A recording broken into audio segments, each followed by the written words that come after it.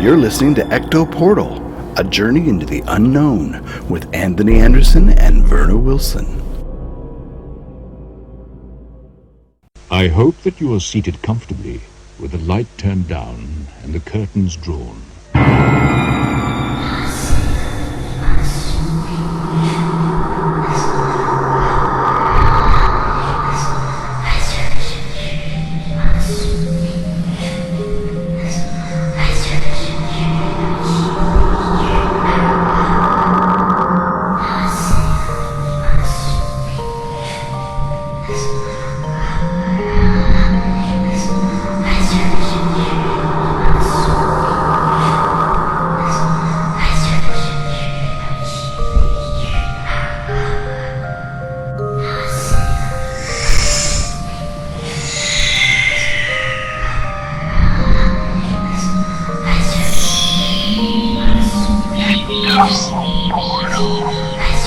Somebody there?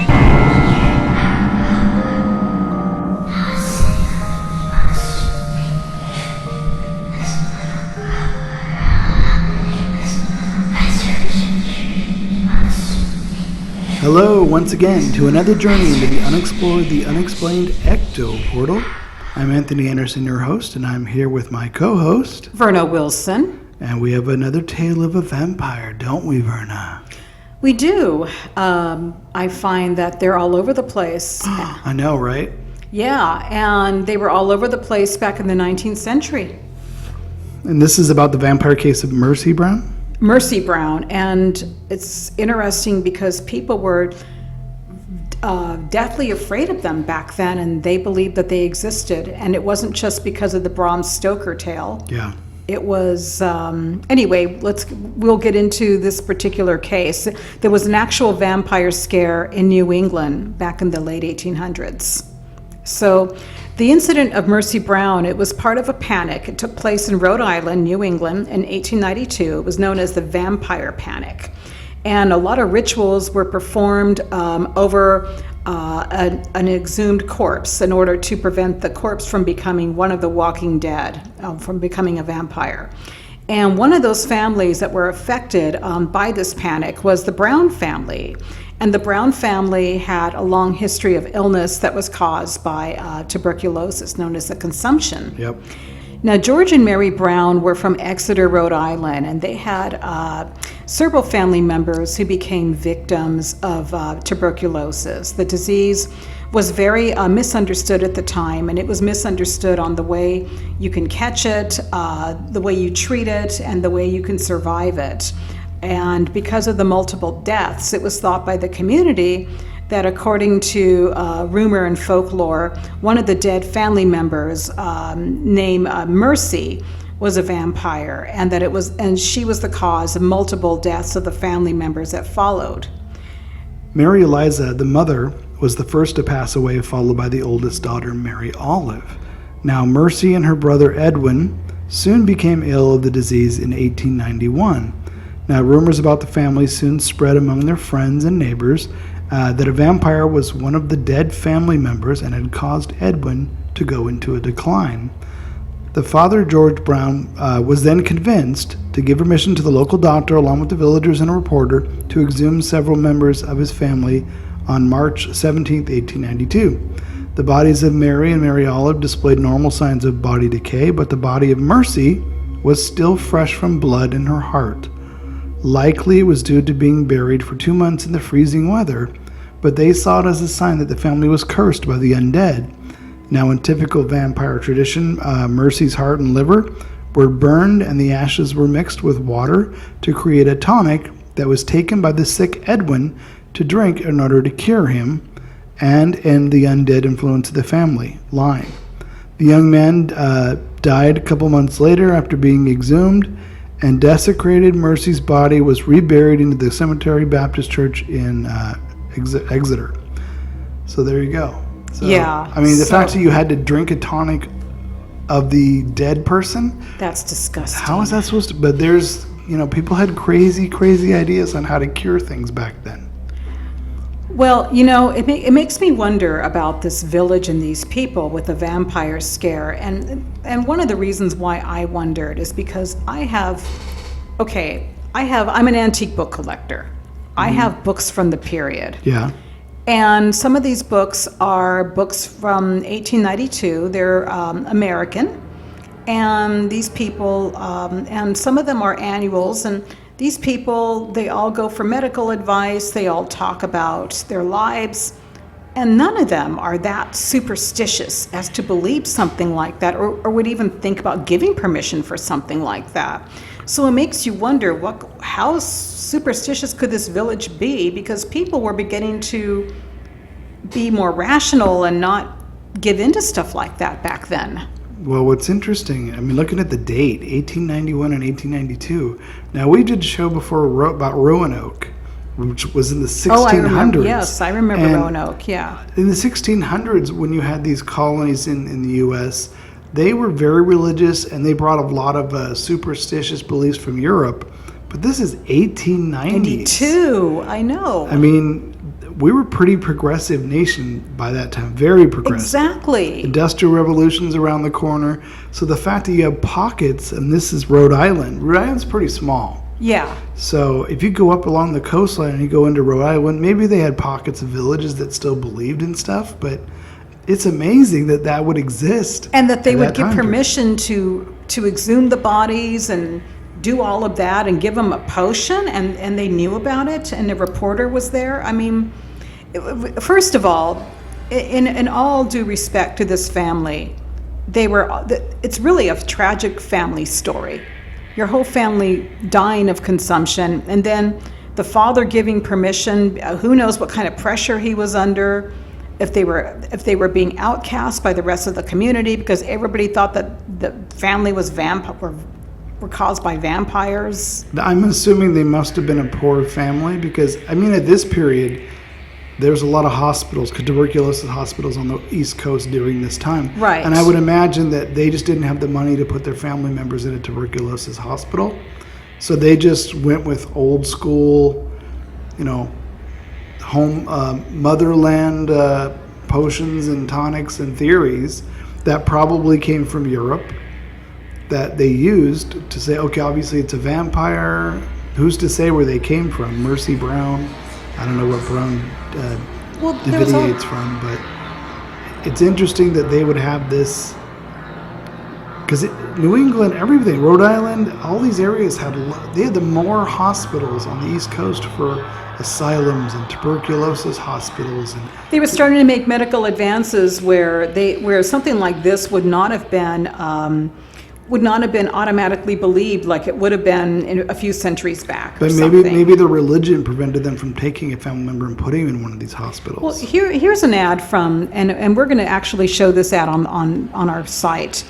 An ad from the time where it said, from the 19th century, it said, "Believe in vampires, Rhode Islanders who are sure that they do exist.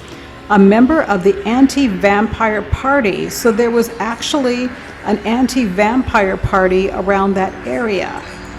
These instances told of where the living have been attacked and preyed upon by these representatives of an unseen world. Right, and then they show a picture of some guy with his horses, and they're out to get the vampires. And I thought, wow, there was actually an anti-vampire group back then? Yeah, a scary time to crazy. live, man. Because if you were it's almost like a variation of the witch accusations of if you're a vampire, you're a witch. Like, so in this family, this is how they understood consumption or tuberculosis in this community, that if one person in your family got it and then they died and then another person in your family got tuberculosis, oh my God, well, your family member must have been a vampire and they came back and they got you. So we have to put an end to all these vampires. To me, this sounds like a pocket of people who have not yet stepped into the 20th century at this time. Or who aren't embracing the modern medical science, and they're just living with folklore and superstition, and they're clinging on to that. And I've seen how consumption can decline a person. And I'm going to share something personal. My own mother had consumption, and my own mother died from it. Now, I don't want everybody to think, oh my God, I know her, I know Verna. Does she have it? No, because Verna's a vampire. yeah, because the doctor told me that I have a non-contagious. I don't have anything. Excuse me, I don't have it. That my mother had a non-contagious strain, is what he said. But she still had it, Yeah. and she came from a third world country, my mother. Yep. So I've seen how people decline from it, and if they survive it, it just means that they're weaker, they're paler, and they're coughing. They probably have lung problems most of their life. They can get a cold easy because their immune system is very compromised. We see examples of people who have consumption, in history, who they've had it for a while. Yeah. And they're able to live with it, but They're like able you to said, live with it, there's yeah. things that happen and there's symptoms that they have to live with. Right. They're able to live with it, but they have to be very careful because their immune system's compromised, and they're usually very pale and very thin because, after you've had something extreme like a bad cold or pneumonia, you are naturally very vulnerable. With no antibiotics back then, you're very vulnerable to diseases and. Yeah, I'm just flabbergasted that a community could have tuberculosis around and they think it's vampires. I would love to find out more about this particular village and if there was any other repercussions because of this. Other people, how did they get out of this? Did they, you know what I mean? I don't think it was the only case, because if there was an actual vampire squad, Vampire killers. or vampire killers, an anti-vampire squad that were trying to get rid of them, what other cases were there? Mercy Brown seems to be the most famous case here. Yeah. But there must have been more cases because the whole village was afraid of them. Yeah, if it's there's no different than a mob chasing a witch. It really is no different. It's no different, yeah. And I feel sorry for. Can you imagine that father, how grieved he was, having to dig his own family's graves so that the community can just shut up about them being a vampire? And then have your son drink a potion with some of the dead body From your sister. That's Yeah, gross. that's just nasty. That poor kid. And he died 2 months later. Yeah. I'm not Just to surprised. say what he died of, too. If he died of tuberculosis, which is probably the case, if this family had it and they had no money and they believed this, the fact that one is dying after the other, they're infected. They don't know how to deal with it. They don't even know what it is. And the community's picking on them, saying, oh, there's a vampire in the family, and that's why this is happening. You got to wonder how much of Exeter totally got wiped out from tuberculosis because of this. Yeah, when you're sick, life is hard enough when you're that sick. Yeah. But the whole family, not family, but the whole community picking on you, and you're thinking that there's a curse in your family, I'm sure that didn't contribute to you getting well. No. Oh, it's like, oh, do we like some soup? Oh, and so-and-so's here to kill you because they said you're a vampire. Okay, now in addition to this story, and while I was researching it, since we're talking about the New England vampire panic, of which Mercy Brown tragically was the most famous case, there was actually an article that USA Today did where they actually found the DNA evidence of a New England vampire named John Barber, and this came out very recently in August of last year. So for nearly 3 decades, researchers, including archaeologists and historians and DNA experts, have been investigating the identity of a Connecticut vampire. And now they have some new information. His name was John Barber. Barber's newly discovered identity helps answer lingering questions about the mysterious case of a man who died of tuberculosis in the early 1800s and was uncovered more than a century and a half later as a mutilated corpse. Unfortunately, they mutilated these poor corpses. History suggests that Barber's family or neighbors suspected that he'd become a vampire in death. Their efforts to kill John Barber the vampire set in motion a mystery that would span generations. Nick Bellantoni, who was a state archaeologist and anthropology professor at the University of Connecticut, told the USA Today that he had been on this case since the vampire was found in 1990. So some kids were playing at a gravel bank in Griswold, Connecticut, and during one of their slides, during one of the slides down, 2 skulls dislodged and rolled down the hill with the boys. Can you believe? Yikes! What a playtime that is, huh? Yeah. One of the boys brought the skull to his mother, and she called the police, of course. And that call began an investigation into a colonial area cemetery that seemed to be the final resting place for generations of 2 families over the years, according to Mr. Bellantoni. But there was something that was different in one of the coffins. A skeleton was decapitated, and his bones were rearranged into a skull and crossbones, Jolly Roger style. And the mutilation likely happened 4 or 5 years after the man, known as JB55 for the initials and the age found on his coffin, had died. And at the time of Barber's death in the early 1800s, people believed that the dead would rise up and infect family members.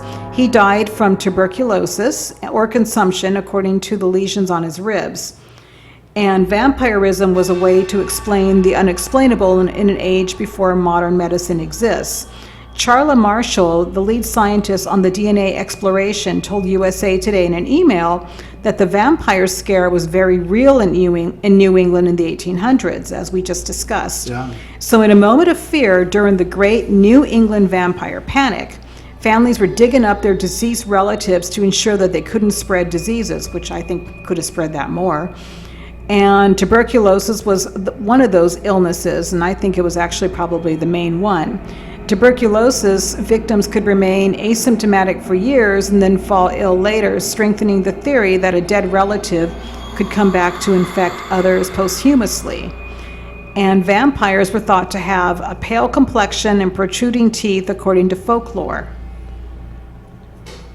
Now, akin to that imagery, the sickness gave its victims a very haggard look, which consists of bulging eyes, sunken cheeks. They become very pale, they've coughed up blood. What with being dead and all. Yeah, and their gum lines would recede too. And I have witnessed those, unfortunately witnessed those symptoms, yes. The practice of digging up bodies wasn't uncommon across New England and in other regions, such as Europe throughout the world. Sometimes it was a family-only event voted on by town leaders, or it was a public affair.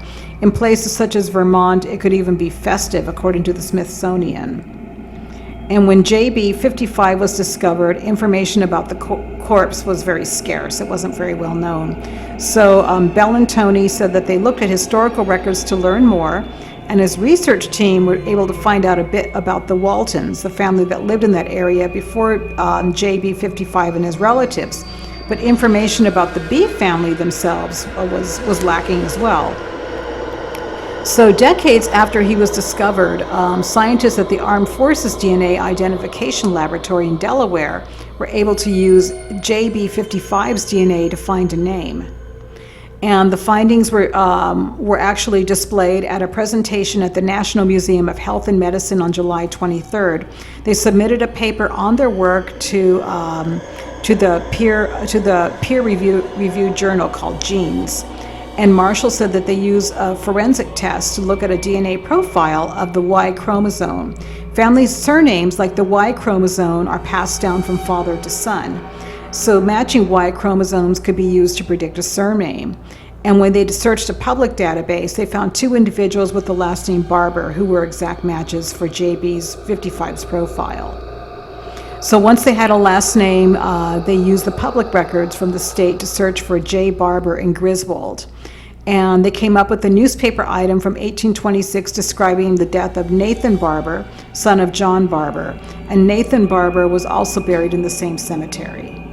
So it wasn't a very big task to find Barber's name after that.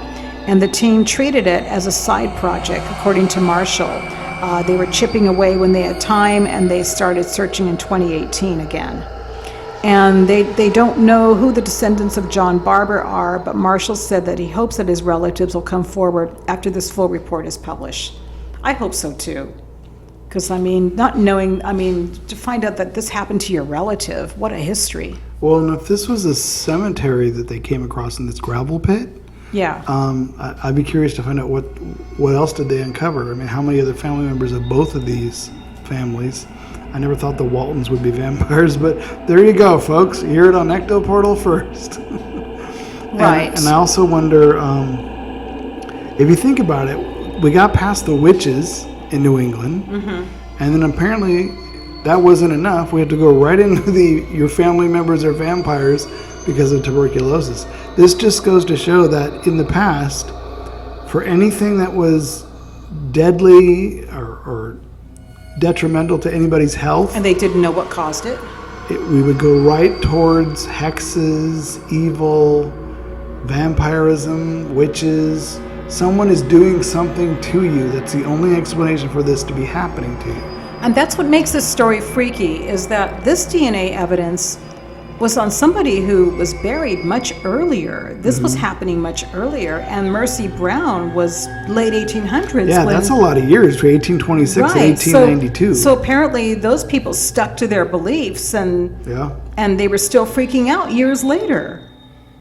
Yep. This just goes to show you that in some pockets of the country, and this still exists today, some people believe certain things because they're in a bubble. Yeah. Versus the rest of the country that's moved on. It's like, wow, this does, in a way, still exist in different ways, but in different pockets. Right, and now we have ways to treat TB. Oh, yeah, absolutely. Yeah, I mean, when my mother had it, she was put in isolation, and my sister and I were told not to worry. She had a non-contagious strain. Otherwise, they would have tested us and put us in isolation too. Yep.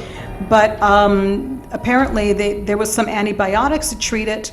But of course, the side effects, if you get it too late, with the side effects like pneumonia and your lungs, sometimes your lungs just deteriorate. So unfortunately, you got to treat it early. Yep. I mean, Yeah. I think about what you said as far as, obviously this caused a craze back then in 1826. Yeah. So that community, literally, they were digging up their own relatives to see if they were vampires. And by digging them up, a tuberculosis decaying body, you would spread tuberculosis. You could spread it, yeah. And then more people would die, and more people would say, oh my God, it's a vampire curse. You better dig up their body. I mean, it's, obviously science aside, it's all about superstition, religion, and belief, and how to stop this Because it's airborne, isn't it? You can get, it's airborne. I've heard stories where they have to relocate graveyards and they had to move coffins. And some of these people died of diseases that are obsolete or that are airborne. So they have to wear protective gear when they're doing it. I've seen them wear like this real protective gear. I mean, who's to say how long tuberculosis diseased dead bodies would still have the virus? Still have it, yeah. Would they still have the disease that many years later? I wouldn't want to test it. I would. Oh, no. Like these kids carrying home the skull? That's not so great. I would make my kids get tested by a doctor after that. Mom would. Luckily, we have TB vaccinations anyway. But I would be freaking like, put that dead skull down. Put it in a plastic bag. Where take did you it to find that? Call the police, and then get your kid. And then once you find out, it's like, okay, my kid's going to the doctor. Yeah, well, or at least go get a TB shot. Exactly, or a TB shot or something. But I know there's on non-vaxxers these days that refuse that, it causes more problems than a cure. Folks, we need to read more stories like this. Maybe you'll want to be a vaxxer, just saying. Because this is, I can't even imagine having to do that. Having to go through, we have to dig up Grandma, Uncle Joe, and your cousins because we have to find out if any of them are vampires now. So we know that we won't be succumb to the vampirism. In New England, it does not have ideal weather for somebody who has consumption because it's freezing cold over there. Yeah, you got the oceans around you. Because I know that, people with It's consumption, damp. right? People with consumption would go to a warmer climate for a cure. There's a lot of And storms. in New England, you're not going to get the warmer climate. A lot of sea storms, and it's just damper. It's funny, as you were reading that, I was thinking, I think about the TV show Dark Shadows, and I think of influences. It's in New England. Oh, yeah. And they dealt with the witches. They've dealt with vampires. So I'm seeing where a lot of this inspiration probably came from when they created that show. Could be, yeah. Because a lot of that stuff would swirl around those communities throughout the years on what they believe in, superstitions from Europe and that kind of stuff. I'd love to travel to New England and go to some of these historic places. And I bet you anything, people have over there have a lot of history with their older relatives where they talk about a lot of these long-held beliefs. I mean, I'm hoping that they don't believe them anymore, but I mean, where they talk about the superstition and the beliefs, and Well, they have museums and stuff where they'll have That would be very stories and cool. artifacts and things for these. When I went up into New England and in Rhode Island, we went across with my friend Lisa through Rhode Island into New England. We were on a quest for us to find dark shadow shooting locations for the TV Oh, series. yeah. And we found like Essex, Rhode Island was where a lot of the town is shot. But then there was other places. But we saw these little pocket towns and communities, and they're very, very cool because they're along the coastline. Mm-hmm. So it actually was a great trip on a road trip, because you never know what you're going to find. And we found all these little neat little. Sounds like a great road trip to me. Yeah, it was Yeah. fun. It was fun. Yeah. But I could see where up there you're distant, you're away from a lot of people. Mm-hmm. Where these communities could still hold on to their religious beliefs and their. Especially if they're kind of isolated. Yep. Yeah. And if you have people from the old country and you cling to those ideals about what happens to you and why it happened to you, and like I said, there were tuberculosis hospitals everywhere around them. It's amazing that these people didn't have one or They had didn't special have clinics access. for that. But apparently not in this town. No. New England they might have, but not in this Rhode Island town here. They didn't. At least not. If they did, they didn't have the money to put someone in it.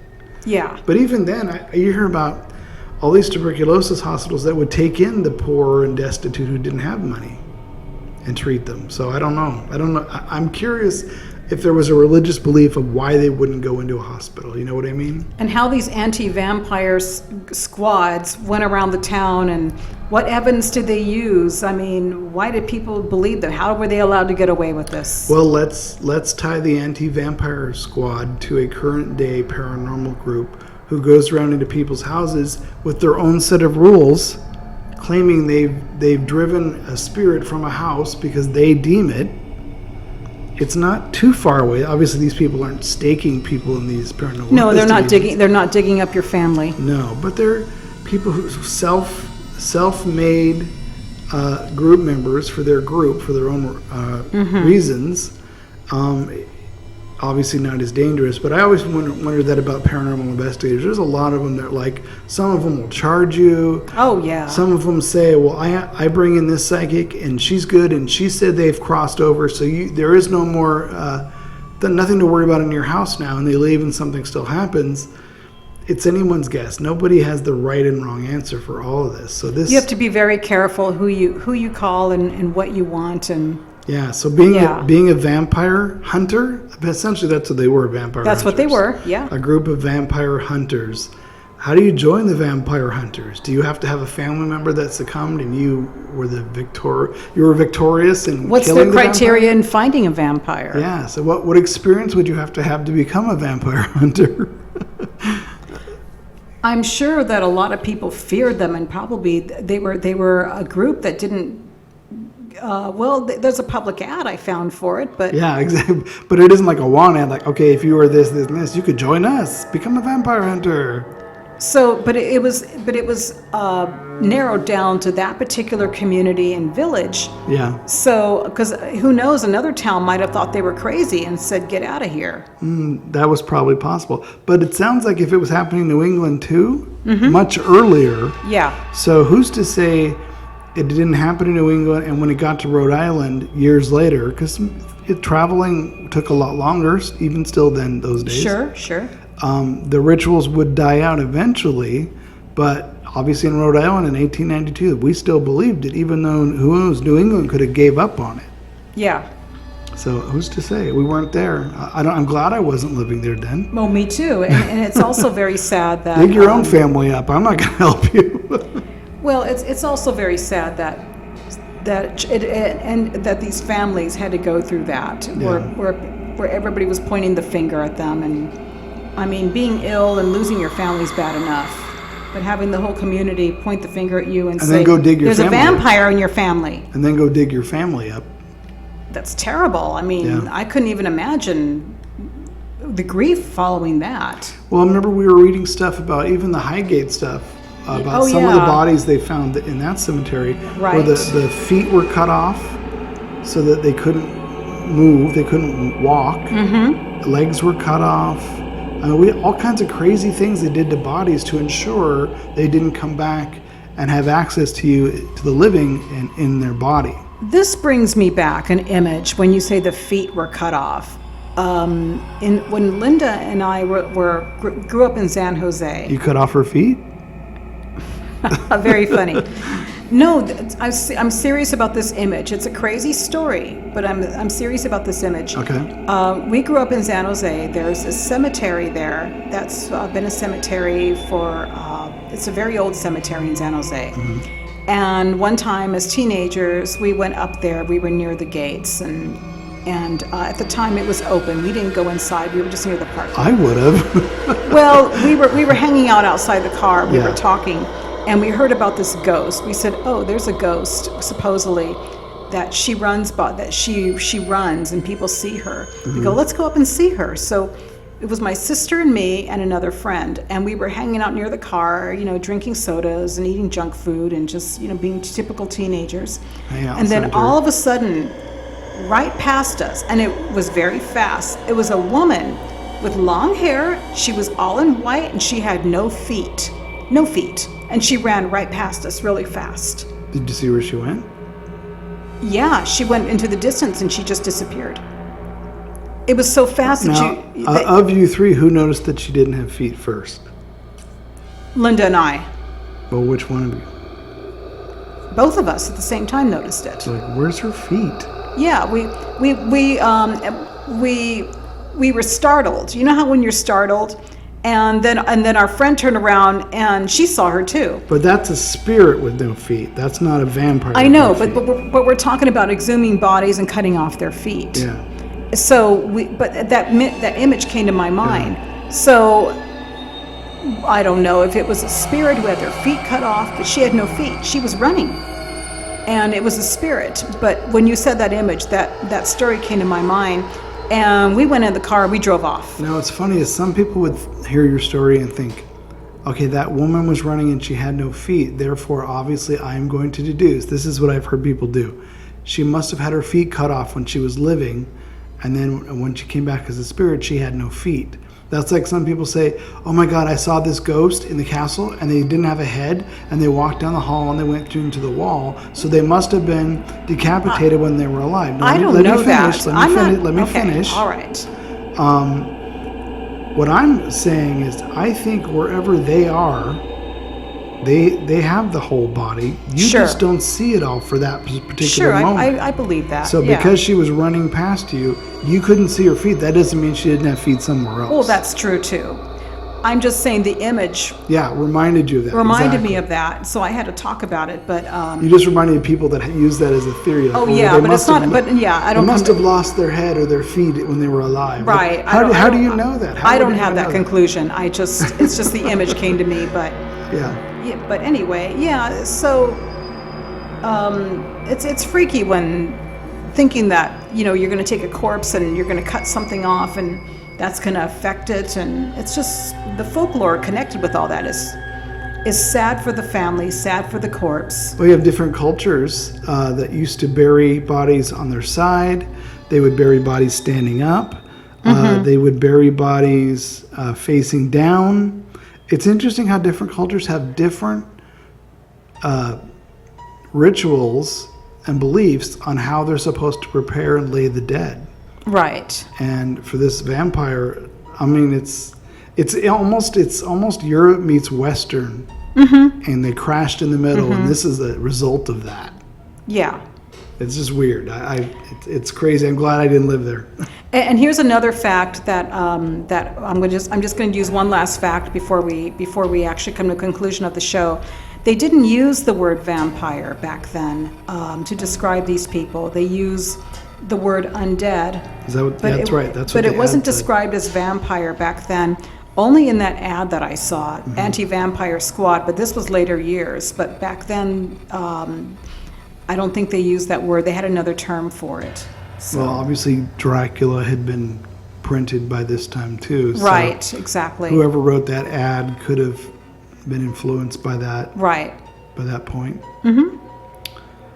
Definitely a different type of story. It's not another witch story. It's a vampire story. It's a vampire folks. story this time. Yeah. There you go. So Europe isn't the only one that has these crazy style stories that happened. And Well, I'm sure it's not the last one. nope. All right, folks, until next week, we'll see you then. See you then. Bye.